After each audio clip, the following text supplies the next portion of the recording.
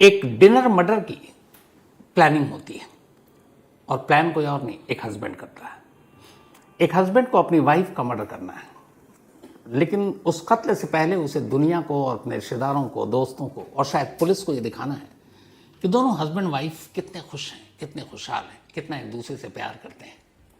अब इसके कुछ सबूत भी चाहिए, कुछ सबूत भी इकट्ठा करता है, लेकिन एक जगह वो चूक कर जाता है और बस एक छोटी सी गलती उसकी सारी प्लानिंग देती है। ये कहानी एक ऐसे पॉलिटिशियन के डिनर डेट की है जिसको लेकर धरना प्रदर्शन भी हो गया और वो खुद धरने में भी बैठ गया। और ये कहानी एक ऐसे पॉलिटिशियन या एक ऐसे हस्बैंड की है, या फिर इसको कहें तो एक केस स्टडी के तौर पर एक ऐसे कातिल की भी है कि उसे पता है कि 1 घंटे बाद क्या होने वाला है, लेकिन उस 1 घंटे पहले वीडियो में वो जिस तरीके से दिख रहा है, डांस कर रहा है, हंस रहा है और बीवी के साथ है, और उसे पता है जिसके साथ वो डांस कर रहा है, जिसके साथ हंस रहा है, खुश हो रहा है, खाना खा रहा है, 1 घंटे बाद उसकी बीवी मरने वाली है और मारने वाला कोई और नहीं, वही है। इस कहानी को शुरू करूं, बस जरा सा ये वीडियो आपको दिखाना चाहता हूं। ये वीडियो 16 और 17 फरवरी की रात की, संडे का दिन था, संडे की बल्कि रात। लुधियाना से करीब 25 किलोमीटर दूर एक हाईवे पर एक शानदार रिजॉर्ट है और उसी रिजॉर्ट का ये वीडियो है। और ये वीडियो कोई और शूट नहीं कर रहा है, बल्कि ये शख्स जो आपको दिख रहा है, जो डांस कर रहा है, ये वही शूट कर रहा है अपने मोबाइल से। साथ में उसकी बीवी है, वो भी खुश है, वो भी आने वाले पल से बेपरवाह डांस कर रही है। इसके बाद दोनों खाना खाते हैं और 1 घंटे बाद ये जो आपको कैमरे में उसकी वाइफ दिख रही है, इसका मर्डर हो जाता है। पूरी कहानी लुधियाना के एक कारोबारी, एक बिजनेसमैन की है। नाम है अनोख मित्तल। अनोख मित्तल ने 3 महीने पहले एक पॉलिटिकल पार्टी, आम आदमी पार्टी, वही जिसका अभी दिल्ली में सफाया हो गया, पंजाब में जिसकी सरकार है, भगवंत सिंह मान जिसके चीफ मिनिस्टर है, और अरविंद केजरीवाल जिस पार्टी के मुखिया है, उसी पार्टी को 3 महीने पहले उसने ज्वाइन किया था। लेकिन उसका पेशा जो अपना था वो कार की बैटरी का डिस्ट्रीब्यूटर था, ठीक ठाक पैसे वाला था। कुछ वक्त पहले उसकी शादी हुई थी, 2 बच्चे थे, बीवी का नाम लिप्सी। जिंदगी ठीक ठाक चल रही थी, लेकिन शादी के कुछ ही साल के बाद उसकी जिंदगी में एक दूसरी लड़की आती है और ये बात 2021 की है। दूसरी लड़की आई, उसके साथ उसे प्यार हो गया। अब दोनों अपने रिश्ते को आगे बढ़ा रहे हैं। धीरे धीरे वक्त बीता। अब अनोख मित्तल अपनी उस गर्लफ्रेंड से शादी करना चाहता है, लेकिन उसे पता है कि लिप्सी के रहते हुए वो दूसरी शादी तो कर नहीं सकता, तो क्या करे। उसने लिप्सी को डायरेक्ट इनडायरेक्ट तौर पर तलाक के लिए राजी करने के लिए तैयार करने की कोशिश की, लेकिन लिप्सी तलाक देने को तैयार नहीं थी। अभी बड़ा परेशान, क्या करूं, इससे कैसे छुटकारा पाऊं, लिप्सी हटे तो मैं दूसरी शादी करूं, इसी उधेड़-बुन में लगा रहा। फिर उसे ये लगा कि लिप्सी को ही रास्ते से हटा देते हैं। इधर उधर से बात करके उसकी अपनी जो कार बैटरी की फैक्ट्री थी, उसके एक मुलाजिम को जो उसका भरोसेमंद था, एक दिन उससे बात की। उसने कहा यार एक सुपारी लेकर मर्डर करानी।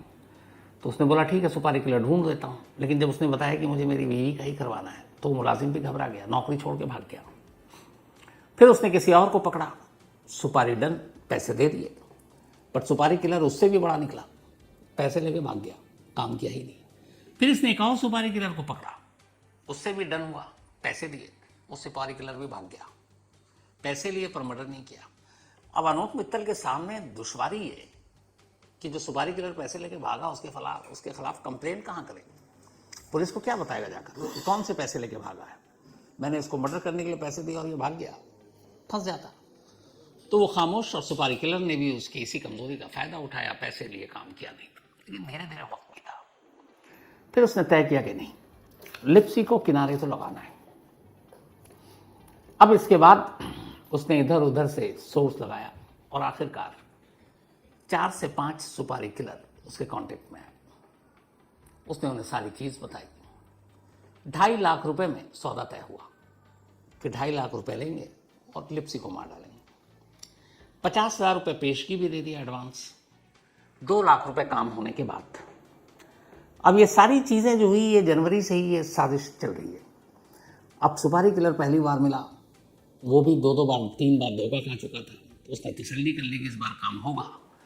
तो जब उसे गारंटी मिल गई कि इस बार काम हो जाएगा और लिप्सी ज़िंदगी से हट जाएगी, तब फिर उसने अब सुपारी किला ढूंढने के बाद अपनी बीवी को मारने के रास्ते और तरीके ढूंढने शुरू किए। क्योंकि अनोख मित्तल एक बिजनेसमैन था और एक पॉलिटिशियन भी, तो अपनी ही बीवी का मर्डर कुछ इस तरह से कराना चाहता था कि बाकी लोग छोड़िए, पुलिस को भी उस पर शक न हो और उस पर आंच न आए। अब ऐसा कैसे हो सकता था? उसने बहुत कुछ सोचा। सोचने के बाद फिर उसे एक आइडिया आया और उसने उसी आइडिया पे अब काम करना शुरू किया। इस आइडिया का पहला पड़ाव था, या कहें कि साजिश की पहली कड़ी थी, एक डिनर पार्टी। और इस डिनर पार्टी का मकसद ये था कि अपनी फैमिली, रिश्तेदारों, शहर के लोगों और आखिर में पुलिस को ये दिखाना कि देखो हम हस्बैंड वाइफ कितने खुश हैं, कितने खुशहाल हैं, हमारी ज़िंदगी बहुत अच्छी है। अब इसके लिए कुछ करना था। तैयारी पूरी हुई। संडे को, यानी कि 17 फरवरी को,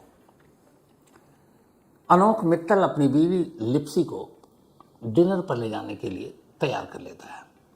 इधर लिप्सी भी, जिसे पता है कि ये दूसरी शादी करना चाहता है, इसकी ज़िंदगी में कोई और लड़की है, लेकिन इस साजिश को अमल में लाने के लिए उसने थोड़े दिनों तक अपना बिहेवियर को चेंज किया।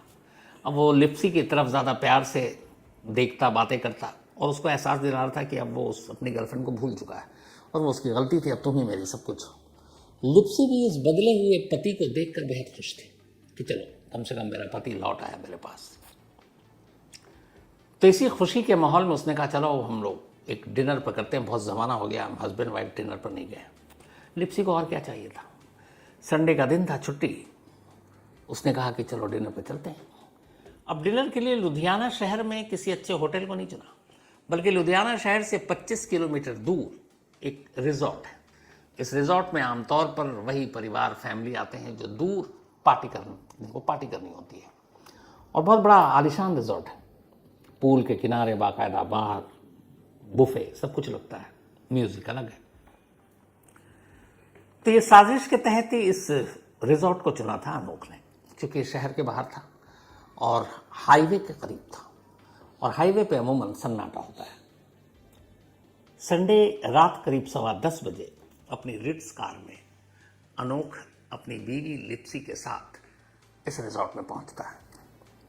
रिजॉर्ट में आने के बाद वहाँ म्यूजिक चल रहा था। अब वो पहले खुद डांस करता है, फिर अपनी लिप्सी के साथ डांस करता है। और ये जो वीडियो आप देख रहे हैं ये उसी पल का है। ये वीडियो शूट हो रहा है अराउंड 11:30 से 11 के दरमियान की बात है, तो थोड़ा उससे पहले। तो डांस भी कर रहा है और अपने मोबाइल से वीडियो भी बना रहा है। इधर लिप्सी खुश है कि मेरा पति एकदम, मेरा शौहर बदला बदला सा है, देखो हमारे साथ डांस कर रहा है, इतना खुश है, मुझे प्यार कर रहा है, और वीडियो भी बना रहा है। तो ये वीडियो बनाता है और उसके बाद वो लिप्सी को कहता है कि चलो वीडियो तो बना लिया, इसको मैं अपने मोबाइल के स्टेटस पर डालता हूँ ताकि लोग देखें तुम्हारे घर वाले, हमारे घर वाले। लिप्सी खुश, क्योंकि इससे पहले कभी भी अनोख ने ऐसा नहीं किया। उसने अपनी बीवी की कोई तस्वीर या वीडियो कभी अपने मोबाइल के किसी स्टेटस या सोशल मीडिया पर नहीं डाला था। ये फर्स्ट टाइम था जब लास्ट संडे को वो अपनी बीवी के साथ डांस करते हुए अपने हाथों से मोबाइल पे वीडियो बना रहा था, और फिर उसको उसी वक्त उसी रिजॉर्ट से उसने अपने स्टेटस पर डाल दिया। इसके बाद दोनों ने खाना खाया। खाना खाने के बाद रात करीब 12 के आसपास अब दोनों रिजॉर्ट से बाहर निकलते हैं घर जाने के लिए। घर का रास्ता लगभग 1 घंटे का था, 25 किलोमीटर दूर घर हाईवे पे था। अब दोनों बाहर निकलते हैं, कार में बैठते हैं और कुछ किलोमीटर ही जाते हैं दूर कि तभी अनोख जो ड्राइव कर रहा है गाड़ी, बराबर में लिप्सी बैठी हुई है, वो हाईवे के किनारे गाड़ी रोक देता है। एक जगह सन्नाटा था। लिप्सी से कहता है कि मैं थोड़ा नेचर कॉल है, वॉशरूम से होकर आता हूँ। लिप्सी कहती है ठीक है। वो कार से उतरता है, आगे पीछे देखता है, दूर दूर तक कोई नहीं। 1-2 मिनट वेट करता है, फिर वापस आकर कार में बैठ जाता है और बड़े गुस्से में भी है। अब वो फ़ोन भी नहीं कर सकता किसी को वहाँ से, क्योंकि लिप्सी बराबर में बैठी हुई है। फिर उसे कुछ याद आता है। वो अचानक कार में बैठकर कार को दोबारा स्टार्ट करता है, थोड़ा सा और आगे जाता है। आगे जाने के बाद वो फिर से कार को रोकता है। इस बार कार की पार्किंग लाइट को ऑन कर देता है। लिप्सी से कहता है कि थोड़ा मुझे लग रहा है पेट खराब है या कुछ, एक बार और मैं थोड़ा नेचर कॉल है होकर आता हूँ। लिप्सी कहती है ठीक है। हाईवे पर सन्नाटा, गाड़ी सड़क किनारे रुकी हुई है और इस बार पार्किंग लाइट चल रही है। कार से अनोख उतरता है। उसके उतरते ही पीछे एक और अचानक कार तेजी से आती है, रुकती है। अब अनोख कार से थोड़ी दूरी पर है। वो लोग कार में जो आए, 4 लोग उतरते हैं। अचानक कार का दरवाज़ा खोलते हैं और लिप्सी पर चाकुओं से हमला करना शुरू कर देते हैं। लिप्सी शोर मचाती है, अनोख को आवाज़ देती है। तब तक वो उसके ऊपर चाकू से हमला करते रहते हैं। फिर उन्हें लगता है कि अब शायद ये मर चुकी है। उसके सारे गहने उतार लेते हैं। लिप्सी को उठाकर कार से सड़क के किनारे फेंक देते हैं और इसके बाद अब वो उसी कार में बैठ जाते हैं। लेकिन बैठने से पहले उनमें से एक हमलावर नीचे उतरता है। अनोख कार की थोड़ी दूरी पर ही खड़ा है। वो उसके करीब जाता है और उसी चाकू से उसके एक हाथ में और पैर के नीचे एक कट मारता है। मारने के बाद वो उसे धक्का देता है, वापस कार में बैठता है। लुटेरे भाग जाते हैं। लुटेरे चले गए। अब ये दोनों सड़क के किनारे बैठे हुए, लेटे हुए। लिप्सी तो लगभग होश में ही नहीं है, लेकिन अनोख भी सड़क किनारे इस अंदाज में लेटा है जैसे वो बेहोश है। करीब 5-10 मिनट बीत जाता है। इत्तेफाक से इस जगह से थोड़ी दूरी पर एक ढाबा था। उस ढाबे का मालिक अब वहाँ से गुजर रहा था, वो भी पैदल। उसका रूटीन का काम था। जब वो थोड़ा करीब गया तो उसे किसी लेडी के कराहने की आवाज़ सुनाई दी। वहाँ जाकर उसने देखा जो मंजर, एक लेडी सड़क किनारे लहूलुहान पड़ी हुई है। थोड़ा सा आगे देखा उसने, एक और शख्स पड़ा हुआ है। उसने फ़ौरन फ़ोन निकाला, पुलिस को कॉल किया। कुछ मिनट के बाद पुलिस मौके पर थी।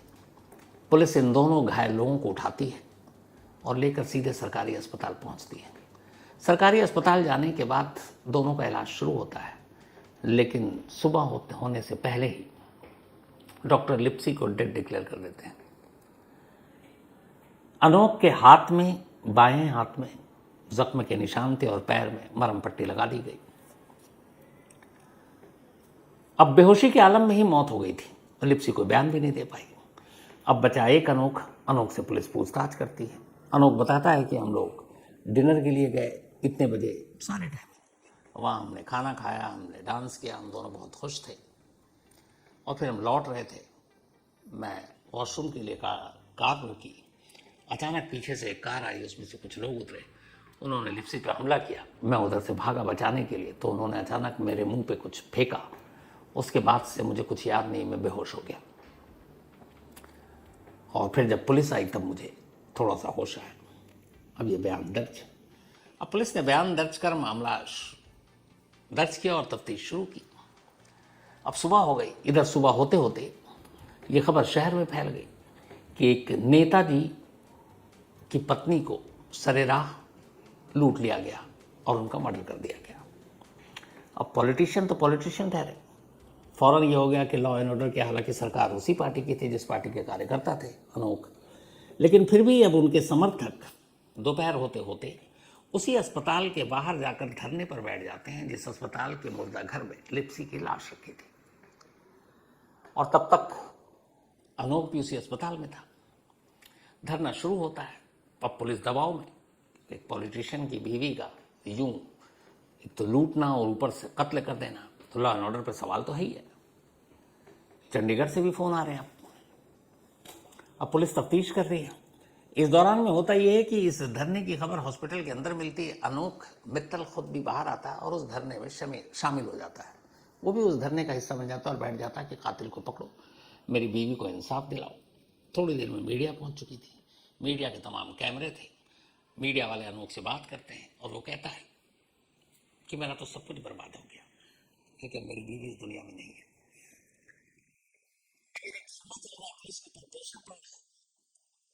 कातिल को पकड़ो। पुलिस की टीम कातिल को ढूंढ रही है, लेकिन फिर तभी पहला क्लू एक अस्पताल से मिलता है।